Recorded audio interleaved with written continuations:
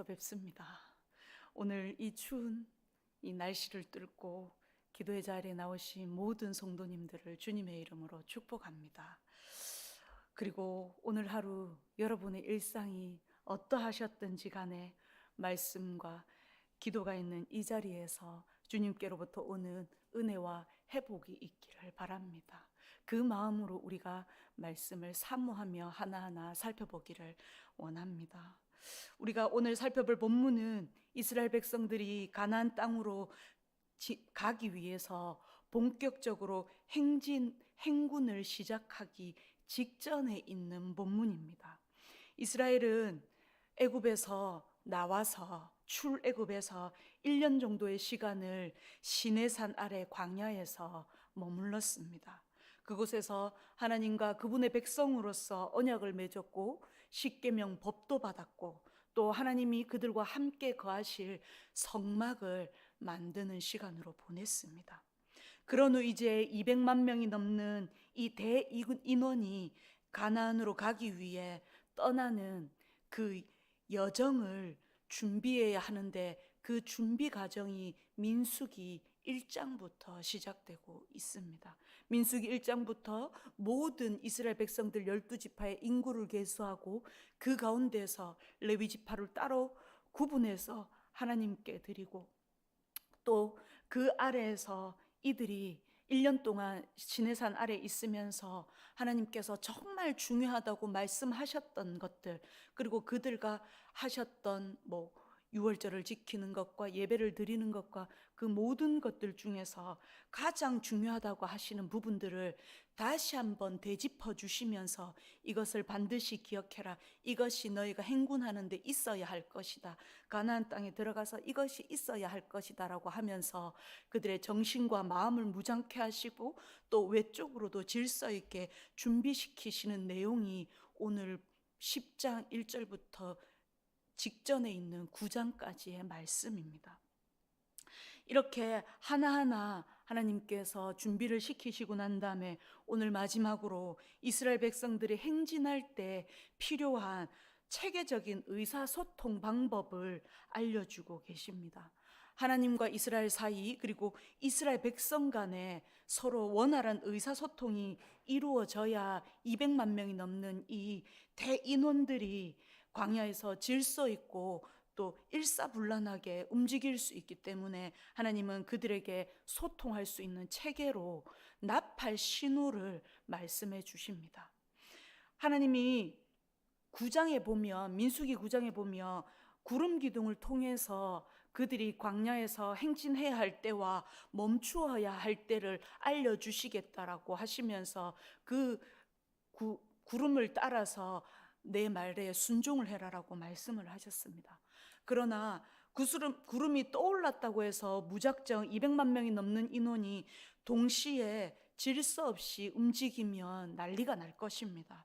해서 하나님은 나팔을 통해 질서 있게 소통하고 또 진영을 정비할 수 있도록 알려주시고 또 그들이 하나님 앞에 모여서 예배드리고 또 움직여야 할 때는 어떤 것인지 나팔 소리를 통해 사인을 듣고 그들이 움직일 수 있도록 가르쳐 주시는 본문이 오늘 본문인데요. 먼저 2절을 보면 하나님께서 모세에게 나팔을 만들라고 지시하는 것부터 나와 있습니다.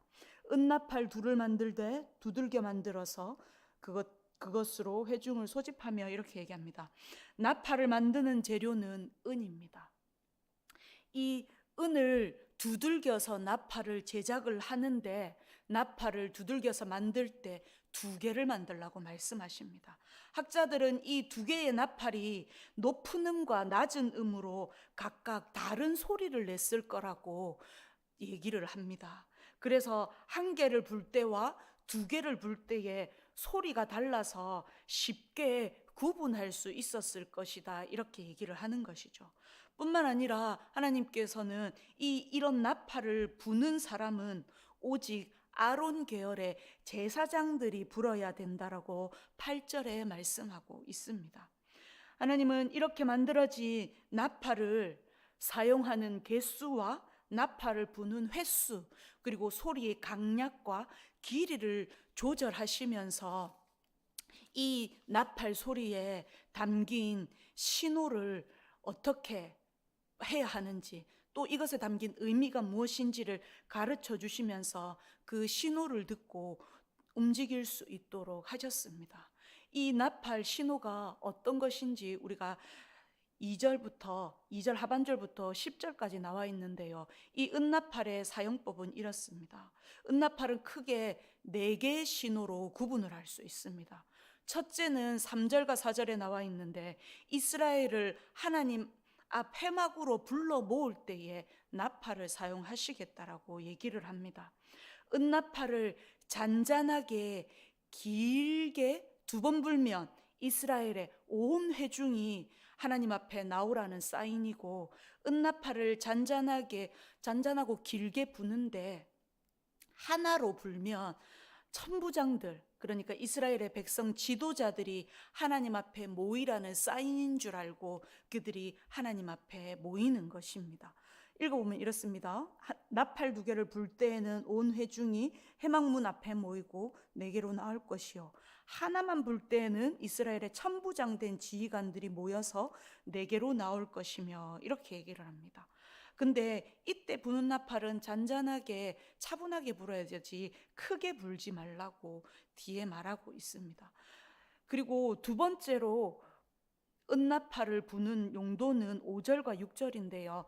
이스라엘 백성들이 천막을 걷고 행진을 할 때 나팔을 불라고 얘기를 합니다. 나팔 하나로 크고 짧게 한 번만 불면 동쪽 진영에 있는 세 지파들이 행진을 하고, 또 짧고 크게 한 번 부는데 2번째로 불면 남쪽에 있는 진영들이 움직이고, 3번째 불면 서쪽에 있는 진영들이 행진하고, 4번째 불면 북쪽에 있는 진영의 지파들이 행진을 할 수 있도록 하나님께서 말씀하고 있습니다. 그러니까 지금 1개를 부느냐 2개를 부느냐, 크게 부느냐 짧게 부느냐 길게 부느냐에 따라서 이 사인이 무엇이 담겨 있는지 다 달라지고 있음을 우리가 지금 느낄 수가 있습니다. 그리고 3번째, 4번째는 나팔 사용하는 범위가 좀 더 확대가 되는데요. 3번째 9절은 이렇게 말씀합니다. 또 너희 땅에서 너희가 자기를 압박하는 대적을 치러 나갈 때에는 나팔을 크게 불지니, 그리하면 너희 하나님 여호와가 너희를 기억하고 너희를 너희의 대적에게서 구원하시리라. 3번째는 이스라엘 백성들이 가나안 땅에서 전쟁이 일어날 때 나팔을 불라라고 얘기를 하고 있습니다. 대적들이 이스라엘을 공격해 올 때 나팔 2개를 동시에 부는데, 그때는 크고 힘있게 짧게 불라고 말씀합니다. 이거는 아주 급박한 상황에 모든 백성들이 들어야 하기 때문에 이 신호를 보내는 거죠. 그리고 마지막 4번째는 10절인데요. 너희의 희락의 날과 너희가 정한 절기와 초하루에는 번제물을 드리고 화목제물을 드리며 나팔을 불라. 그로 말미암아 너희의 하나님이 너희를 기억하시리라. 나는 너희의 하나님 여호와라. 이렇게 말씀하십니다. 하나님께서는 희락의 날과 정해진 절기와 초하루에 나팔 2개를 길게 불라고 말씀을 하시는데요. 여기서 말하는 희락의 날은 50년 만에 돌아오는 희년뿐만 아니라 그 외에도 기쁜 날, 이렇게 기념이 될 만한 날, 모든 날을 가리키는 절기라고 할 수 있습니다. 예를 들면 이스라엘 백성들이 법궤를 옮기거나 성전을 봉헌하거나 전쟁에서 승리하거나, 아니면 이스라엘 백성들이 바벨론 포로로 잡혀갔다가 다시 하나님께서 해방시켜 주셔서 70년 만에 돌아오거나, 이런 기념할 수 있을 만한 민족적인 기념일이 있을 때를 희락의 날이라고 말을 합니다. 또 정해진 절기는 우리가 잘 익히 알고 있는 절기들인데요. 유월절이나 오순절이나 초막절이나 나팔절, 대속제일, 이런 절기 때 나팔을 하나님께서 불라고 말을 하고 있습니다. 그리고 마지막으로는 초하루에 나팔을 2개를 길게 불라고 하는데, 이 초하루라는 것은 매월 1일, 그러니까 매달 첫째 날 1일을 말을 합니다. 매월 1일에 번제와 화목제를 드리면서 나팔 2개를 길게 불라고 하나님께서 명령하고 있습니다. 이렇게 나팔 부는 목적을 우리가 살펴봤는데요. 한 번 더 간단하게 정리를 해보면 이렇습니다. 첫 번째는 하나님이 그 백성들을 하나님 앞에 불러 모으실 때 나팔을 불고요. 또 두 번째는 이스라엘 백성들이 가나안을 행진할 때 나팔을 불고, 세 번째는 전쟁이 났을 때 나팔을 불고, 그리고 마지막으로는 하나님이 정하신 날들, 그러니까 희락의 날, 절기, 매월 첫째 날 1일에 나팔을 불게끔 하나님께서 명령하셨습니다. 이 나팔 신호는 구름의 이동을 보지 못하는 사람들이라 할지라도 신속하고 정확하게 자기네들이 취해야 할 행동을 알아차릴 수 있도록 돕는 역할을 합니다. 그러나 그보다 더 깊은 의미를 담고 있는데요. 이 나팔은 하나님과 그분의 백성 사이의 관계에 대한 깊은 의미를 담고 있습니다. 그 의미를 우리가 첫 번째 나팔과 두 번째 나팔, 그리고 세 번째, 네 번째 나팔을 나누어서 한번 살펴보도록 하겠습니다. 첫 번째, 두 번째 나팔은 하나님이 그분의 백성인 이스라엘을 향해서 부는 나팔입니다. 그러니까 하나님께서 백성에게 부는 나팔인 거죠. 나팔을 불 때 백성들이 그 소리를 듣고 하나님 앞에 나오고, 또 나팔을 불 때 하나님의 타이밍에 맞춰서 명령하신 대로 이스라엘 백성들이 행진하는 것입니다. 그러니 이 나팔은 하나님의 명령이 있을 때 그 명령에 따라서 더불어서 백성들이 순종해야 함을 가르치고 있는 나팔, 명령과 순종을 동시에 담고 있는 나팔이라는 것을 우리는 알 수 있습니다. 그러니 백성들은 첫 번째 나팔, 두 번째 나팔 신호를 불 때는 그것이 무슨 의미인 줄 알고 이 나팔 신호에 맞춰서 하나님이 오늘 우리에게 모이라고 하시는구나, 하나님이 우리에게 가나안 땅을 향해서 행진하라 하시는구나, 우리의 이 텐트를 다 걷어서 행진할 준비를 해야 해갔구나 하면서 하나님의 말씀에 즉각적으로 순종하는 의미를 담고 있는 나팔인 것입니다. 그렇기에 나팔을 분다는 것은 하나님께서 우리에게 말씀을 하신다라는 것과 같은 의미입니다. 하나님이 말씀하시면 성막의 온 회중들과 지도자들이 하나님 앞에 모이고, 하나님이 말씀하시면 그곳에 하루를 머물렀든 이틀을 머물렀든 상관없이 텐트를 정리하고 또 행진을 준비해야 합니다. 이 당시에 이스라엘 백성들이 하나님의 나팔 소리를 듣고 움직였다면, 오늘 우리의 나팔 소리는 우리가 듣고 움직여야 할, 순종해야 할 그 나팔 소리는 하나님의 말씀입니다. 성경에 우리에게 가르쳐 주신 이 말씀을 통해서 우리는 하나님께 즉각 순종해야 합니다. 하나님은 자신이 친히 구원해내신 당신의 백성들이 하나님을 따라 하나님의 질서와 법대로 살아가기를 원하십니다. 그것이 우리를 이 악한 세상에서 보호하시고 승리하시고 평안케 하시는 하나님 나라의 백성으로서의 그 복을 온전히 누리는 삶이기 때문입니다. 그래서 우리는 늘 말씀에 깨어 말씀에 반응할 수 있도록 말씀의 자리에 나와야 하고, 말씀을 보고 읽고 묵상하고 말씀을 나누는 자리에 늘 있으면서 하나님의 말씀에 깨어 반응할 수 있는 훈련을 하는 것이 우리가 해야 할 일이라는 것입니다. 이렇게 첫 번째, 두 번째 나팔이 하나님의 말씀에 대한 우리의 순종이 담겨져 있었다면, 세 번째, 네 번째 나팔은 이스라엘 백성이 하나님을 향하여 부는 나팔이라 할 수 있습니다. 즉 하나님께 대한 이스라엘 백성의 믿음의 고백이 담겨 있는 나팔이라 할 수 있겠습니다. 이 두 나팔을 불면 하나님께서 그 소리를 듣고 백성들을 기억한다라고 하셨습니다. 우리가 아까 9절과 10절을 읽었는데, 9절을 보면 전쟁이 났을 때에 쌍나팔을 크게 불려 하시는데, 전쟁에 출정할 때 나팔을 불면 하나님이 이스라엘을 기억하시고 대적에게서 구원해 주시겠다라고 말씀하십니다. 9절 하반절에 나팔을 크게 불지니 그리하면 너희의 하나님 여호와가 너희를 기억하고 너희를 너희의 대적에게서 구원하시리라. 이렇게 하십니다. 10절도 마찬가지로 희락의 날과 정해진 절기와 매달 1일에 번제물과 화목제물을 드리면서 제사를 드릴 때 나팔을 불면 하나님께서 그로 말미암아 너희의 하나님이 너희를 기억하시리라. 나는 너희의 하나님 여호와라 하시면서 이 절기에 드리는 제사를 하나님께서 받으시겠다라고 말씀하고 있습니다. 전쟁이 났을 때 나팔을 분다라는 것은 어떤 의미겠습니까? 이런 믿음의 고백과 같습니다. 하나님, 이 전쟁은 하나님께 속한 것입니다. 우리가 나팔을 불 때 우리를 기억하여 주시고 구원해 주시겠다라는 그 약속을 하셨으니 그 약속을 기억하여 주셔서 우리의 소리를 들으시고 우리를 도와주셔서 우리의 대적으로부터 우리를 지켜보아여 주시옵소서, 승리케 하여 주시옵소서라는 하나님께 대한 간구의 부르짖음이라고 할 수 있습니다. 하나님이 백성들이 하나님을 찾을 때에 하나님께서 함께 하셔서 승리케 하신다는 그 하나님의 약속을 신실하게 믿고 도함을 구하는 그 기도를 할 때 하나님은 이스라엘 백성을 기억하셔서 전쟁을 승리케 하신다는 것입니다.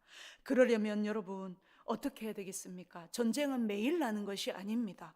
그렇다면 우리가 그 급박한 상황에 50년에 한 번, 100년에 한 번, 10년에 한 번 이렇게 일어나는 전쟁 가운데 우리가 나팔을 즉각 불 수 있으려면 어떻게 해야 하느냐? 매일 일상에 깨어서 하나님께 말씀하신 그 말씀을 기억하여서 하나님, 오늘도 하나님께서 우리와 함께하여 주시겠다라고 하셨던 이 말씀을 기억합니다.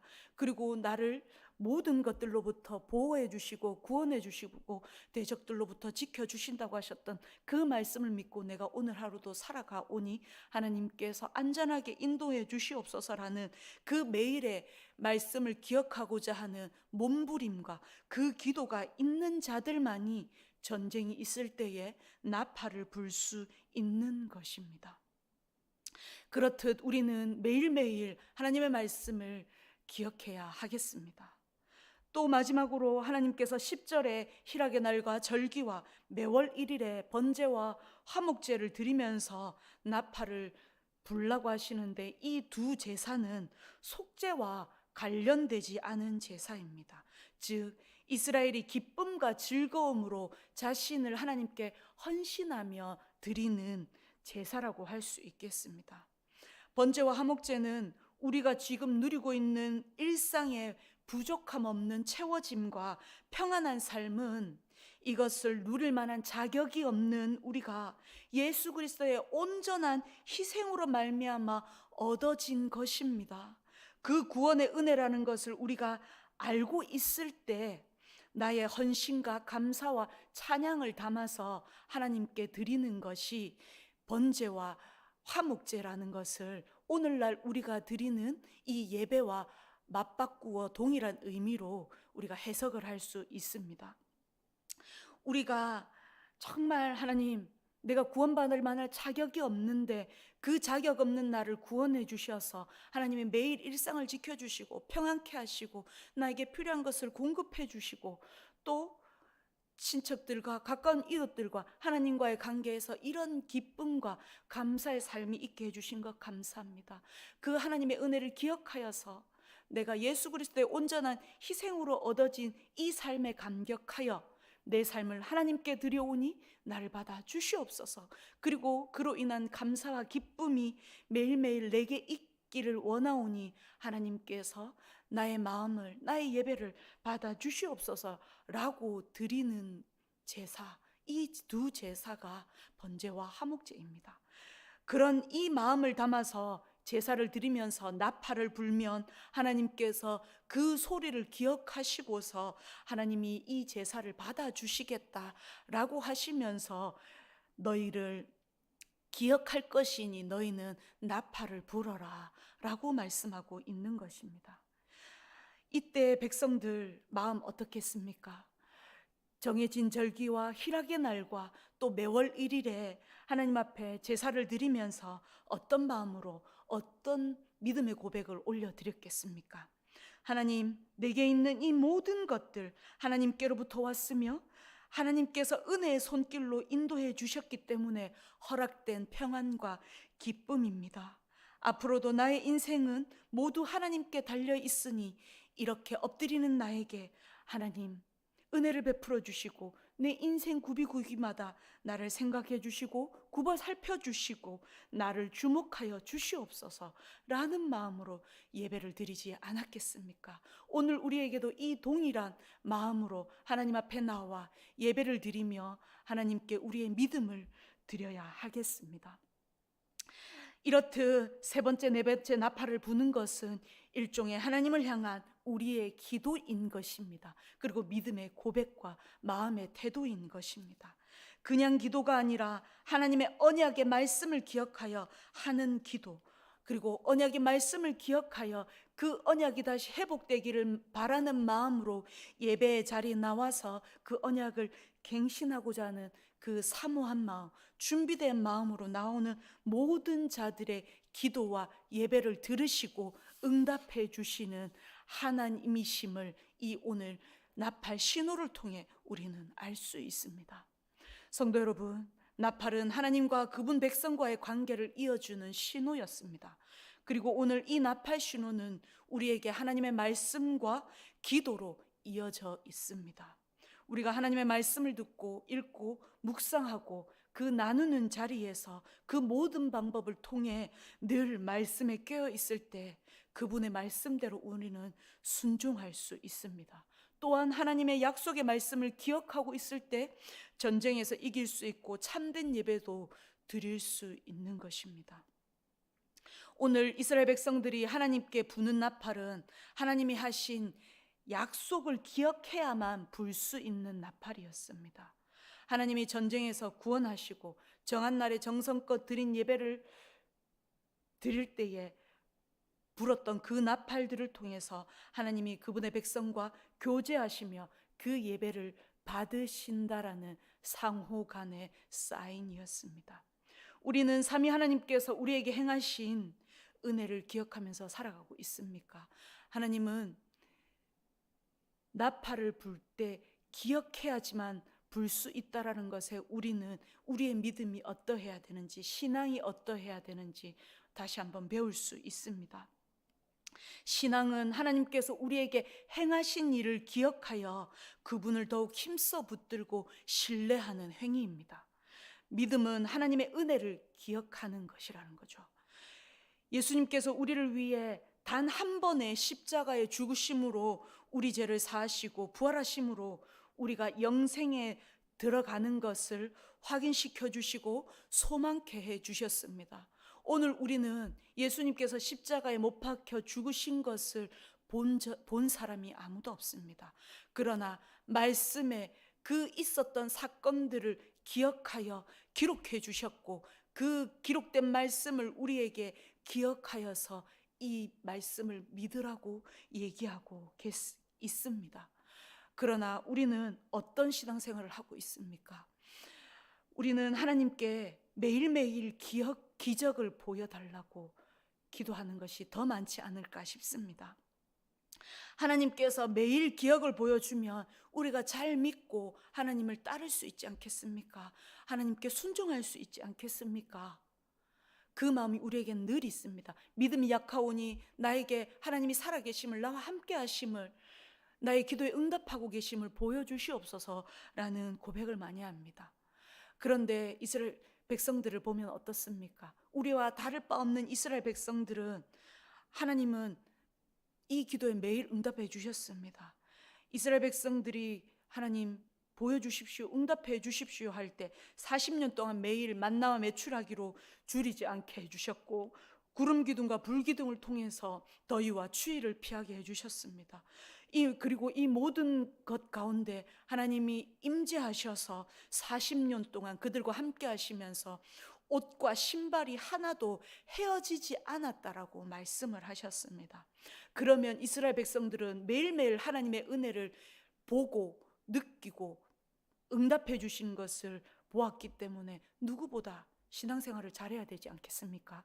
그러나 그렇지 않았다라는 것을 우리는 너무나 잘 알고 있습니다. 이스라엘 백성들은 매일 주어진 하나님의 이 기적의 은혜를 망각하고 그것을 당연한 줄 여겼습니다. 믿음이 하나님의 은혜를 기억하는 것이라면 이 믿음의 가장 큰 적은 망각하는 것입니다. 이스라엘 백성들이 이 믿음의 큰 적인 망각이라는 것을 이들의 삶에 새겼을 때 그 삶은 불평과 불만과 불순종의 길로 어긋났고 그 신앙이 탈선했습니다. 그리고 그들은 40년 동안 방황하였으며 그 1세대는 가나안 땅에 하나님께서 약속하신 그 땅에 들어가지도 못하였습니다. 성도 여러분, 오늘 내가 당연하듯 사는 이 평범한 하루 안에 하나님의 기적은 매일같이 일어나고 있습니다. 오늘 나에게 보여주신 것이 없어도 지난날 내가 살아오는 동안 하나님께서 내게 행하신 일들이 얼마나 많은지를 우리는 누구보다 잘 알고 있습니다.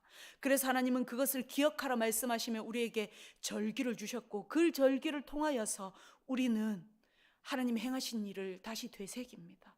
또한 매주 주일에 예배를 통하여서 하나님이 한 주 동안 나에게 행하셨던 일을 돌아보면서 그 예배의 자리에서 망각했던 은혜를 다시 회복하고 하나님과의 관계가 끊어졌던 것들을 회복하며 다시 그 믿음을 붙들고 이 일상의 전투의 자리에 우리는 나아가서 승리의 삶을 사는 것입니다.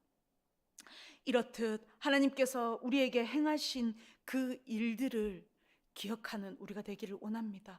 그리고 내가 하나님을 만났던 그때에 그 첫사랑 가운데에서 매일매일이 얼마나 꿀송이 같았으며 하나님과 동행하는 그 삶, 그 매 순간순간을 하나님께 묻고 하나님께 반응하여 하나님께 붙들림 받아 의지했던 그 삶이었는지를 다시 한번 기억하여서 하나님, 내 안에 무너져가는 잃어버렸던 그 첫사랑을 회복해 하여 주시옵소서라는 그 믿음의 하루하루의 삶을 살아가게 될 때 우리의 일상 가운데 작은 것들도 하나님께 감사할 수 있고 하나님을 만나러 나오는 이 기도의 자리나 예배의 자리를 우리는 사모함으로 준비할 수 있습니다. 그리고 그 자리에서 우리는 온전히 하나님을 찬양하고 그분께 영광을 돌리면서 그 말씀과 기도와 교제와 나눔 가운데서 하나님께서 나에게 하셨던 약속이 이것이었구나라고 다시 한번 확신할 수 있고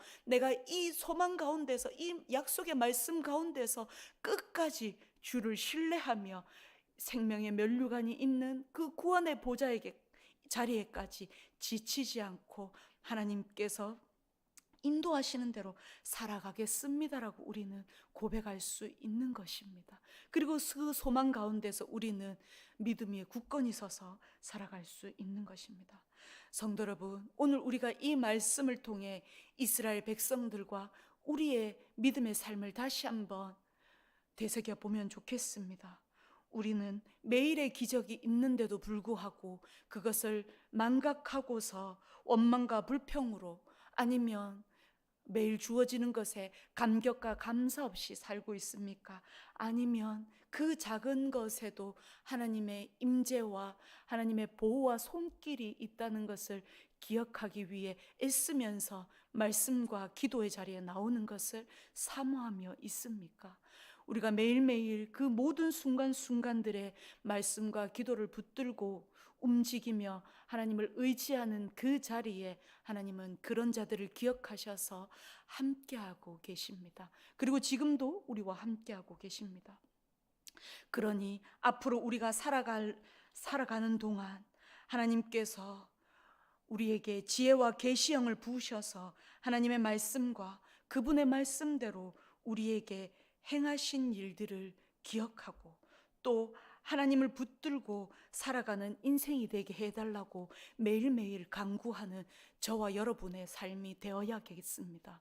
하나님의 그 신실하심, 하나님의 그 전능하심을 매일매일 반복해서 새벽 기도의 자리나 하나님께 기도하는 자리나 말씀을 묵상하는 자리나 그 순간순간들에서 하나님을 의뢰하고 하나님의 도우심을 구하여서 우리가 살아갈 때에 그 일상의 걸음걸음이 하나님께서 동행하시고 받으시는 예배자의 삶인 것을 우리가 알게 될 것입니다. 그런 저와 여러분의 축복된 삶이 되기를 바라면서 함께 기도하겠습니다.